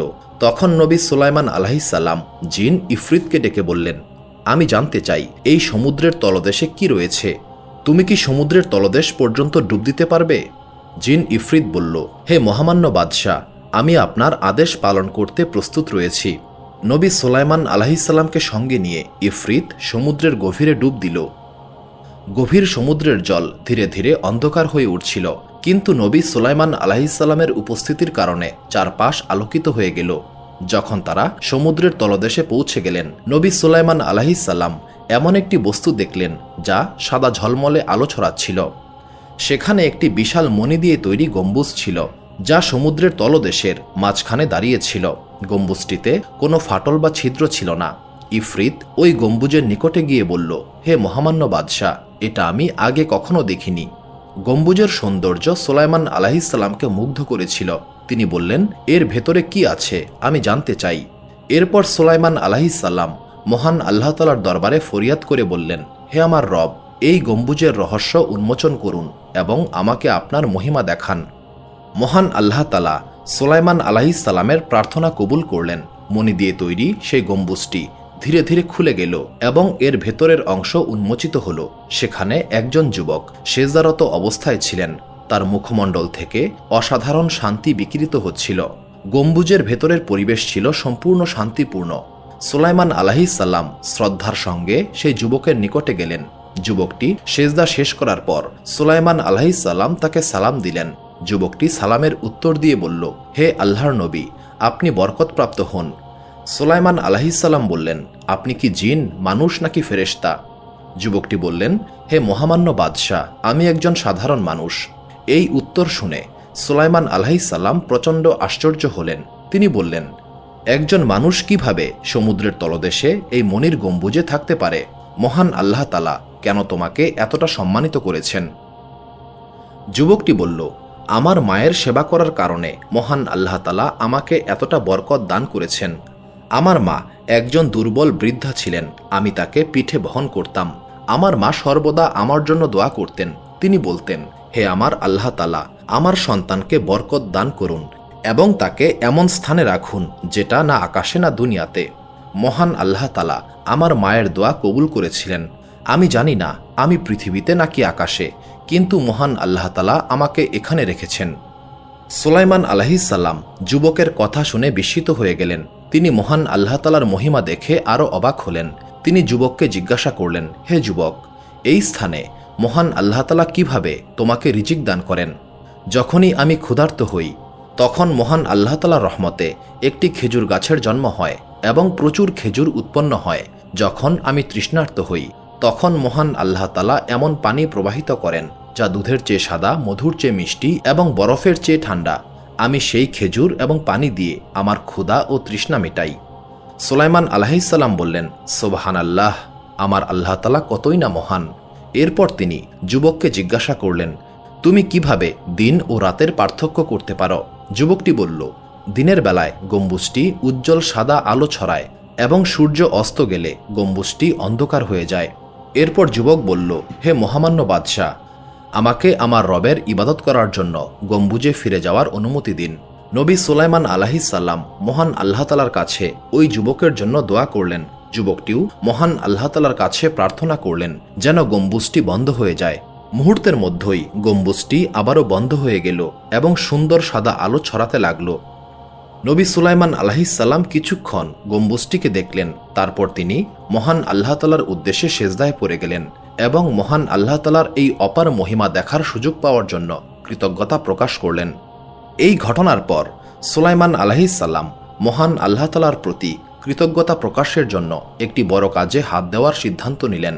সুলাইমান আলাইহিসসালামের রাজত্বের একটি বড় লক্ষ্য ছিল বাইতুল মাকদিস নির্মাণ সম্পন্ন করা। বাইতুল মাকদিসের নির্মাণ সুলাইমান আলাইহিসসালামের পিতা দাউদ আলাইহিসসালাম শুরু করেছিলেন। এই স্থানটি মহান আল্লাহ তাআলার নিকটবর্তী হওয়ার কেন্দ্রস্থল হবে। নবী সুলাইমান আলাইহিসসালাম তার উপদেষ্টাদের প্রাসাদে একত্রিত করেছিলেন। প্রাসাদের হল ঘরে মানুষ, জিন এবং পক্ষীকুল উপস্থিত হয়েছিল। সুলাইমান আলাইহিসসালাম বললেন, হে আল্লাহ তাআলার বান্দাগণ, মহান আল্লাহ তাআলা আমাদের শক্তি ও প্রজ্ঞা দিয়েছেন। এর মাধ্যমে আমরা এমন কিছু নির্মাণ করব যা সমস্ত মানবজাতির জন্য গর্বের বিষয় হবে। আমি বাইতুল মাকদিস নির্মাণের সিদ্ধান্ত নিয়েছি। এটা এমন একটা স্থান হবে যেখানে মহান আল্লাহ তাআলার বান্দারা তার ইবাদত করবে। একজন জিন বলল, হে মহামান্য বাদশাহ, আপনি কি চান আমরা এই কাজটি সম্পন্ন করি? আমরা বড় বড় পাথর তুলে খুব দ্রুত এটাকে নির্মাণ করতে সক্ষম হব। হুদহুদ পাখি ছিল সুলাইমান আলাইহিসসালামের গুপ্তচর। হুদহুদ পাখি বলল, হে মহামান্য বাদশাহ, আমরা দূরবর্তী স্থান থেকে উপকরণ আনতে সাহায্য করব। সুলাইমান আলাইহিসসালাম বললেন, এই কাজে মহান আল্লাহ তাআলার সমস্ত সৃষ্টি জড়িত হবে। মানুষ, জিন এবং পক্ষীকুল সবাই একসঙ্গে কাজ করবে। বাইতুল মাকদিস এটা প্রমাণ করবে যে মহান আল্লাহ তাআলার সাহায্যে মানবজাতি অসাধারণ কিছু তৈরি করতে সক্ষম। নির্মাণের কাজ শুরু হলো। শক্তিশালী জিনেরা পাহাড় থেকে বড় বড় পাথর তুলে নির্মাণস্থলে হাজির করল। পাখিরা দূরবর্তী স্থান থেকে কাঠ ও মূল্যবান পাথর এনে সাহায্য করছিল। মানুষেরা সেই উপকরণের মাধ্যমে পাথর খোদাই করছিল এবং কাঠামোটি সুনির্দিষ্টভাবে তৈরি করছিল। সুলাইমান আলাইহিসসালাম নিজে এই কর্মযজ্ঞের তদারকি করছিলেন। তিনি হঠাৎ দেখতে পেলেন একজন জিন একটি বিশাল পাথর তোলার চেষ্টা করছে, কিন্তু সে বারবার ব্যর্থ হচ্ছে। সুলাইমান আলাইহিসসালাম দৃঢ়কণ্ঠে বললেন, থামো। সেই জিন মাথা নিচু করে বলল, মহামান্য বাদশাহ, আমাকে ক্ষমা করুন, এই পাথর খুবই ভারী। সুলাইমান আলাইহিসসালাম উক্ত জিনের কাছে গেলেন এবং তার কাঁধে হাত রেখে বললেন, তুমি তোমার সর্বোচ্চ চেষ্টা করেছ, কিন্তু মনে রেখো এই কাজ শুধুমাত্র শারীরিক শক্তির বিষয় নয়। যদি তুমি কষ্ট পাও তবে আমাকে বলো, আমরা একে অপরকে সাহায্য করব। উক্ত জিন কৃতজ্ঞতার সঙ্গে মাথা নেড়ে সম্মতি জানালো। তারপর অন্যান্য জিনের সাহায্যে পাথরটি শেষ পর্যন্ত সঠিক জায়গায় স্থাপন করা হলো। একদিন হুদহুদ পাখি সুলাইমান আলাইহিসসালামের সামনে অবতরণ করে বলল, হে মহামান্য বাদশাহ, আমি একটি অসাধারণ জিনিসের সন্ধান পেয়েছি। সুলাইমান আলাইহিসসালাম কৌতূহলী হয়ে বললেন, হে হুদহুদ, তুমি কিসের সন্ধান পেয়েছ? হুদহুদ বলল, মহামান্য বাদশাহ, আমি অনেক দূরবর্তী এক স্থানে একটি রত্নের খনির সন্ধান পেয়েছি। বাইতুল মাকদিস সাজানোর জন্য উক্ত রত্ন ব্যবহার করা যেতে পারে। হে মহামান্য বাদশাহ, আমরা যদি ওই রত্নের খনি ব্যবহার করি তবে এই পবিত্র স্থানটি জান্নাতের মতো জ্বলজ্বল করবে। সুলাইমান আলাইহিসসালাম বললেন, হে হুদহুদ, তোমার বাহিনীকে নিয়ে যাও এবং সেই রত্নগুলিকে সংগ্রহ করো, কিন্তু স্মরণ রেখো দরকারের তুলনায় বেশি পরিমাণে সংগ্রহ করবে না। লোভী ব্যক্তিকে মহান আল্লাহ তাআলা পছন্দ করেন না। হুদহুদ পাখি তার বাহিনী নিয়ে সেই রত্ন সংগ্রহ করল। এরপর সেই রত্নগুলি দিয়ে বাইতুল মাকদিস সাজানো হয়েছিল। বাইতুল মাকদিস নির্মাণ সম্পন্ন হবার পর নবী সুলাইমান আলাইহিসসালাম তার সমস্ত জনগণকে একত্রিত করেছিলেন। মানুষ, জিন এবং পক্ষীকুল সকলেই এই অনুষ্ঠানে উপস্থিত হয়েছিল। তখন সুলাইমান আলাইহিসসালাম বললেন, হে আমার রব, আমাদের এই কাজটিকে আপনি কৃতজ্ঞতা হিসেবে গ্রহণ করুন। এই স্থানটিকে ইবাদতের কেন্দ্র হিসেবে কবুল করুন, যেখানে আপনার বান্দারা আপনার নিকটবর্তী হতে পারবে। আমাদের পাপ ক্ষমা করুন এবং আমাদেরকে আপনার সৎ বান্দাদের দলে অন্তর্ভুক্ত করুন। নবী সুলাইমান আলাইহিসসালাম তার প্রতিটি পদক্ষেপে জনগণকে স্মরণ করিয়ে দিতেন যে এই সমস্ত কিছুই মহান আল্লাহ তাআলার অনুগ্রহ এবং এই আমানতকে রক্ষা করতে হবে। তাফসির কিতাবসমূহে বলা হয়েছে, সর্বপ্রথম বাইতুল মাকদিস নির্মাণ করেছিলেন ফেরেশতারা। তবে বেশিরভাগ আলেমের মতে সর্বপ্রথম মসজিদুল আকসা নির্মাণ করেছিলেন নবী আদম আলাইহিসসালাম।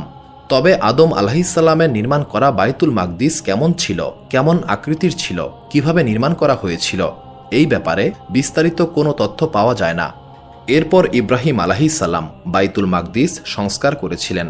তৎকালীন সময়ে ইব্রাহিম আলাইহিসসালামকে স্বাগত জানিয়েছিলেন বাইতুল মাকদিসের বাদশাহ মালকি সাদ্দিক। তিনি একজন ধার্মিক ব্যক্তি ছিলেন এবং তাওহীদের উপর অটল ছিলেন। এটা ছিল খ্রিস্টপূর্ব 2000 সালের ঘটনা। এরপর ইয়াকুব আলাইহিসসালাম বাইতুল মাকদিস আবারও নির্মাণ করেছিলেন, অর্থাৎ এটাকে সংস্কার ও মেরামত করেছিলেন। এরপর সুলাইমান আলাইহিসসালাম মসজিদুল আকসাকে একটি বিশাল, মজবুত এবং সুন্দর ও প্রশস্ত ভবন হিসেবে নির্মাণ করেছিলেন। সুলাইমান আলাইহিসসালামের বাইতুল মাকদিস নির্মাণের ঘটনাটি আবদুল্লাহ ইবনে আমর রাদিয়াল্লাহু তাআলা আনহু থেকে বর্ণিত একটি হাদিসে উল্লেখ করা হয়েছে। তিনি বলেন, নবী করিম সাল্লাল্লাহু আলাইহি সাল্লাম বলেছেন, যখন সুলাইমান ইবনে দাউদ আলাইহিসসালাম বাইতুল মাকদিসের নির্মাণ শেষ করেছিলেন, তখন তিনি মহান আল্লাহ তাআলার কাছে 3টি জিনিসের প্রার্থনা করেছিলেন। 1. মহান আল্লাহ তাআলার সিদ্ধান্তের সঙ্গে সামঞ্জস্যপূর্ণ একটি বিচার ব্যবস্থা। 2. এমন একটি রাজ্য যা তার পরে আর কেউ পাবে না। এবং 3. এই মসজিদে এমন কেউ প্রবেশ করবে না যে শুধুমাত্র সালাত আদায় করতে চায়, বরং সে তার মায়ের গর্ভ থেকে জন্মানোর দিনের মতোই নিষ্পাপ হয়ে বের হবে। প্রথম 2টি জিনিস সুলাইমান আলাইহিসসালামকে দান করা হয়েছিল এবং আমরা এটা আশা করতেই পারি তৃতীয়টিও মহান আল্লাহ তাআলা দান করেছেন।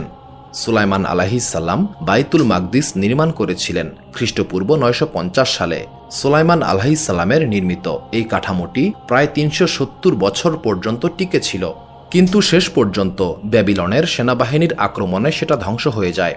একসময় রোমান সেনাপতি টাইটাস ইহুদিদের উপর ব্যাপক গণহত্যা চালিয়েছিল এবং বাইতুল মাকদিস ধ্বংস করে দিয়েছিল। কোনো ইহুদি অবশিষ্ট ছিল না। এরপর বাইতুল মাকদিসের নির্মাণ চলতে থাকে মুসলিম খলিফাদের মাধ্যমে। প্রথমে খলিফা ওমর ইবনুল খাত্তাব রাদিয়াল্লাহু তাআলা আনহু এবং তারপর উমাইয়া খলিফা আব্দুল মালেক ইবনে মারওয়ান এবং তার পুত্র ওয়ালিদ ইবনে আব্দুল মালেকের মাধ্যমে এটা সম্পন্ন করা হয়। এরপর বাইতুল মাকদিস বিভিন্ন ইসলামী রাজবংশের খলিফা এবং শাসকদের দ্বারা উন্নয়ন ও সংস্কার করা হয়েছিল।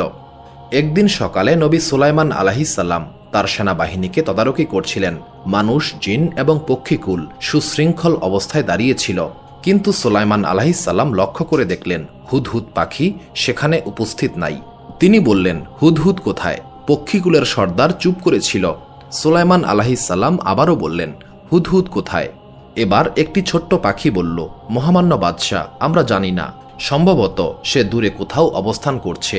সুলাইমান আলাইহিসসালাম বললেন, নিশ্চয়ই আমি তাকে কঠোর শাস্তি দেব অথবা তাকে জবাই করব যদি না সে আমার কাছে একটি স্পষ্ট কারণ নিয়ে আসে। সূরা আন-নামল আয়াত 21। কিছুক্ষণ পর হুদহুদ এসে উপস্থিত হল।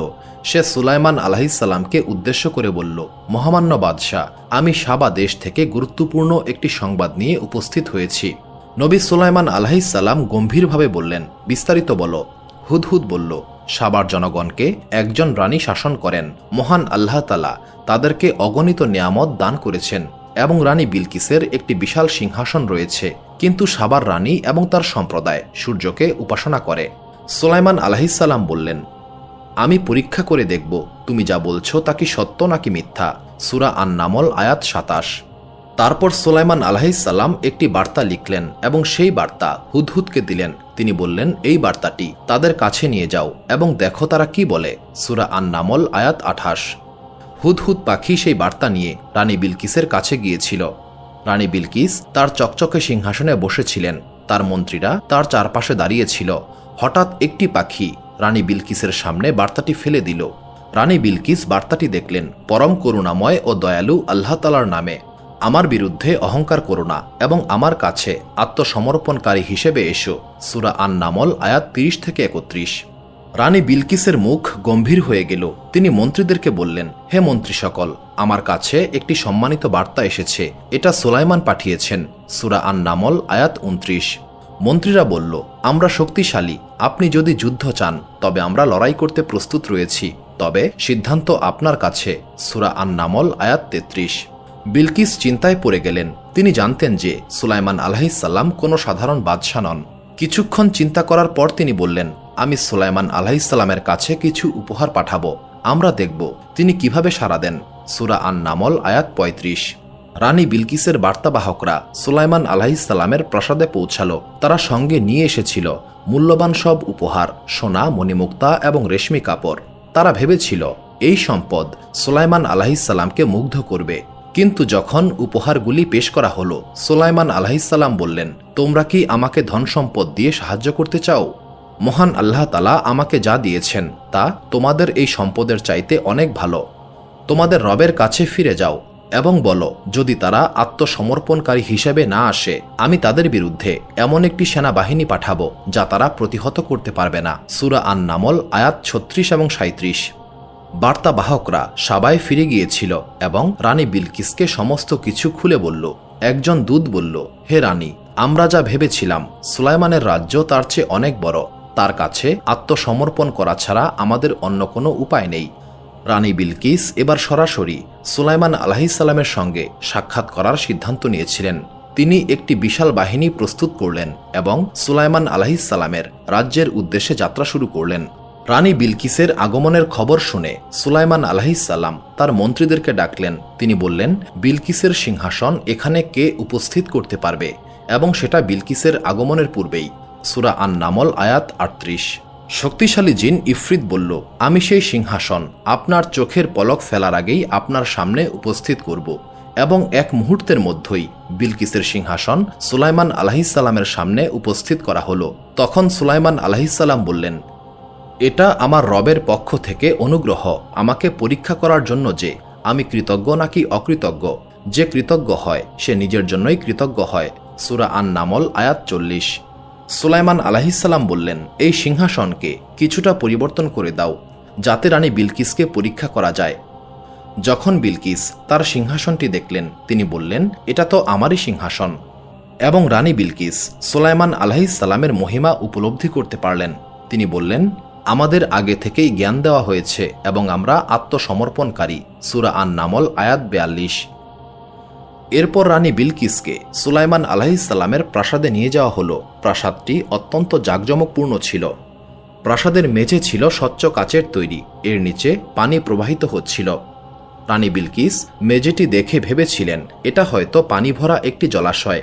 কিন্তু সুলাইমান আলাইহিসসালাম রানী বিলকিসকে দেখালেন, প্রাসাদের মেঝে কাচের তৈরি, এটা পানি নয়। রানী বিলকিস লজ্জিত বোধ করলেন এবং এই ঘটনা তার হৃদয়কে খুলে দিল। তিনি বললেন, হে আমার রব, নিশ্চয়ই আমি নিজের উপর জুলুম করেছি। আমি সুলাইমানের সঙ্গে মহান আল্লাহ তাআলার কাছে আত্মসমর্পণ করছি, যিনি বিশ্বজগতের প্রভু। সূরা আন-নামল আয়াত 44। নবী সুলাইমান আলাইহিসসালামের মৃত্যুর ঘটনা একটি বড় শিক্ষামূলক ঘটনা। এটা প্রমাণ করে যে যদিও জিনেরা বিশাল শক্তির অধিকারী, কিন্তু তারা অদৃশ্য বিষয় সম্পর্কে জানে না। মহান আল্লাহ তাআলা পবিত্র কোরআনে বলেছেন, যখন আমি সুলাইমানের মৃত্যু নির্ধারণ করলাম, সুলাইমানের মৃত্যু সম্পর্কে কেউ জানত না, কেবল পিঁপড়া যখন তার লাঠি খেয়ে ফেলেছিল। তখন জিনরা বুঝতে পারল যে যদি তারা অদৃশ্য বিষয় সম্পর্কে জানত তবে তারা অবশ্যই অপমানজনক শাস্তি পেত না।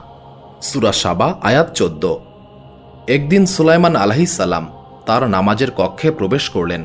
এই স্থানে তিনি প্রায়শই একাকী অবস্থায় মহান আল্লাহ তাআলার কাছে ফরিয়াদ করতেন। সেই কক্ষে সুলাইমান আলাইহিসসালাম বসেছিলেন। হঠাৎ তিনি দেখলেন একটি বৃক্ষ মাটি থেকে খুব দ্রুত বেড়ে উঠছে। সুলাইমান আলাইহিসসালাম জিজ্ঞাসা করলেন, তোমার নাম কি? বৃক্ষটি উত্তর দিল, আমি হচ্ছি আল খুরুব। সুলাইমান আলাইহিসসালাম বললেন, তোমার এখানে আগমনের উদ্দেশ্য কি? বৃক্ষটি বলল, এই কক্ষটি আমি ধ্বংস করব। সুলাইমান আলাইহিসসালাম গম্ভীর হয়ে গেলেন। তিনি জানতেন এই বৃক্ষটি সাধারণ কোনো সৃষ্টি নয়। এই বৃক্ষের উপস্থিতি কোনো ইঙ্গিত বহন করে। কিছুক্ষণ চিন্তা করার পর তিনি মহান আল্লাহ তাআলার কাছে প্রার্থনা করে বললেন, হে মহান আল্লাহ তাআলা, জিন জাতির উপর মৃত্যু চাপিয়ে দিন, যাতে মানুষ জানতে পারে জিনরা অদৃশ্য বিষয় সম্পর্কে জানে না। কয়েকদিন পর সুলাইমান আলাইহিসসালাম আল খুরুব বৃক্ষটিকে নিজের লাঠি হিসেবে ব্যবহার করার সিদ্ধান্ত নিলেন। তিনি প্রায়শই এই লাঠি ব্যবহার করতেন সলাত আদায় করার সময় অথবা তার জনগণের সঙ্গে সভা করার সময় এই লাঠিতে ভর দিতেন। একদিন সকালে সুলাইমান আলাইহিসসালাম নামাজের কক্ষে প্রবেশ করেছিলেন। তিনি তার লাঠিতে ভর দিয়ে দাঁড়িয়েছিলেন, চোখ বন্ধ করে মহান আল্লাহ তাআলার জিকিরে মগ্ন হলেন। সেই নিস্তব্ধতায় হঠাৎ করেই মালাকুল মৌত উপস্থিত হলেন। মালাকুল মৌত নরম কণ্ঠে বললেন, হে সুলাইমান, আপনার সময় আর অবশিষ্ট নাই। সুলাইমান আলাইহিস সালাম নির্ভয়ে মালাকুল মৌতকে দেখলেন। তিনি শান্ত কণ্ঠে বললেন, আমি প্রস্তুত। আমি মহান আল্লাহ তাআলার এক নগণ্য দাস মাত্র। যদি তিনি আমাকে আহ্বান করেন তবে আমি সেই হুকুম মানতে বাধ্য। মালাকুল মৌত সুলাইমান আলাইহিস সালামের প্রাণ হরণ করলেন। তার দেহটি লাঠিতে ভর দিয়ে দাঁড়িয়েছিল। তার মুখমণ্ডলে শান্তি প্রকাশ পাচ্ছিল, যেন একজন বান্দা তার দায়িত্ব সম্পন্ন করেছেন। সুলাইমান আলাইহিস সালামের মৃত্যুর পর তার দেহটি লাঠিতে ভর দিয়ে দাঁড়িয়েছিল। তার আদেশে থাকা জিনেরা বুঝতে পারেনি সুলাইমান আলাইহিস সালাম আর জীবিত নাই। সুলাইমান আলাইহিস সালামের শেষ আদেশ অনুসারে জাঁকজমকপূর্ণ একটি ভবন নির্মাণ করছিল। জিনেরা কাজ করার সময় প্রায়শই একে অপরের সঙ্গে কথা বলতো। একজন জিন বলল, সুলাইমান আলাইহিস সালাম একজন অসাধারণ বাদশাহ। তিনি বিশ্রাম ছাড়াই অনেক সময় দাঁড়িয়ে থাকতে পারেন। অন্যজন বলল, নিশ্চয়ই তিনি মহান আল্লাহ তাআলার কাছে ফরিয়াদ করছেন। তার মতো মানুষ আর কেউ নাই। তারা তখনও জানত না সুলাইমান আলাইহিস সালাম ইন্তেকাল করেছেন। তার দাঁড়িয়ে থাকা দেহটি মহান আল্লাহ তাআলার ক্ষমতার প্রতীক হয়ে উঠল, যা সৃষ্টির বুদ্ধি ও জ্ঞানের বাইরে। দিনের পর সপ্তাহ এবং সপ্তাহের পর মাস অতিবাহিত হল। জিনেরা নিরবিচ্ছিন্নভাবে কাজ করছিল। অন্যদিকে একদল ছোট্ট পিঁপড়া নিরলসভাবে সুলাইমান আলাইহিস সালামের সে লাঠি খেয়ে ফেলছিল। এই পিঁপড়াগুলি ছিল ছোট্ট প্রাণী, যাদের মানুষ প্রায়শই তুচ্ছ মনে করে, কিন্তু এই ঘটনায় তারা মহান আল্লাহ তাআলার মহিমার একটি মাধ্যম ছিল। একদিন লাঠিটি শেষ পর্যন্ত সুলাইমান আলাইহিস সালামের দেহের ভার বহন করতে অক্ষম হয়ে পড়েছিল। একটি নরম শব্দে লাঠিটি ভেঙে গিয়েছিল। সুলাইমান আলাইহিস সালামের দেহ মাটিতে পড়ে গেল। এই ঘটনা জিনদের মধ্যে হুলস্থুলু সৃষ্টি করেছিল। তারা জমায়েত হলো এবং তারা বুঝতে পারল সুলাইমান আলাইহিস সালাম ইন্তেকাল করেছেন। জিনেরা হতবাক হয়েছিল। একজন জিন বলল, সবাই মনে করে আমরা সমস্ত কিছুই জানি, অথচ আমরা জানতাম না যে নবী সুলাইমান আলাইহিস সালাম ইন্তেকাল করেছেন। জিনেরা তাদের কাজ বন্ধ করে দিল। তারা বুঝতে পারল যে তাদের জ্ঞান সীমিত এবং শুধুমাত্র আল্লাহ তাআলাই সমস্ত কিছুই জানেন। মহান আল্লাহ তাআলা বলেছেন, যখন আমি সুলাইমানের মৃত্যু নির্ধারণ করলাম তখন তারা সুলাইমানের মৃত্যু সম্পর্কে কেউ জানত না। কেবল পিঁপড়ারা সুলাইমানের লাঠি খেয়ে ফেলেছিল। যখন সে মাটিতে পড়ে গেল তখন জিনরা বুঝতে পারল যদি তারা অদৃশ্য বিষয় জানত তবে তারা অবশ্যই অপমানজনক শাস্তি পেত না। সূরা আল সাবা আয়াত 14। সুলাইমান আলাইহিস সালামের মৃত্যুর পর মানুষ আরও ভালোভাবে বুঝতে পেরেছিল যে নবী সুলাইমান আলাইহিস সালামের ক্ষমতা ছিল মহান আল্লাহ তাআলার দেওয়া একটি আমানত। জীবনোদ্দশায় সুলাইমান আলাইহিস সালাম সর্বদা দেখিয়েছিলেন সমস্ত কিছু বড় হোক বা ছোট, তা মহান আল্লাহ তাআলার পরিপূর্ণ পরিকল্পনার একটি অংশ মাত্র। এই কাহিনীটি মানবজাতির জন্য একটি শিক্ষা যে শক্তি, জ্ঞান এবং ক্ষমতা নিয়ে অহংকার করা উচিত নয়। সব কিছুই মহান আল্লাহ তাআলার আমানত। মহান আল্লাহ তাআলা পবিত্র কোরআনে সুলাইমান আলাইহিস সালামের প্রজ্ঞা এবং কৃতজ্ঞতা সম্পর্কে বলেছেন, এটা আমার রবের পক্ষ থেকে অনুগ্রহ আমাকে পরীক্ষা করার জন্য যে আমি কৃতজ্ঞ নাকি অকৃতজ্ঞ। যে কৃতজ্ঞ হয় সে নিজের জন্যই কৃতজ্ঞ হয়, আর যে অকৃতজ্ঞ হয় নিশ্চয়ই আমার রব তার অভাবমুক্ত এবং মহিমান্বিত। সূরা আন-নামল আয়াত 40। সুপ্রিয় দর্শক মণ্ডলী, প্রতিদিন নতুন নতুন ভিডিও পেতে আমাদের চ্যানেলটি অবশ্যই সাবস্ক্রাইব করুন এবং পাশে থাকা বেল আইকনটি প্রেস করতে অবশ্যই ভুলবেন না, এবং সেই সাথে আপনার যে কোনো মতামত আমাদের জানাতে আমাদের ভিডিওতে অবশ্যই কমেন্ট করুন। আশা করি আপনারা সবাই ভালো থাকবেন এবং সুস্থ থাকবেন। আসসালামু আলাইকুম।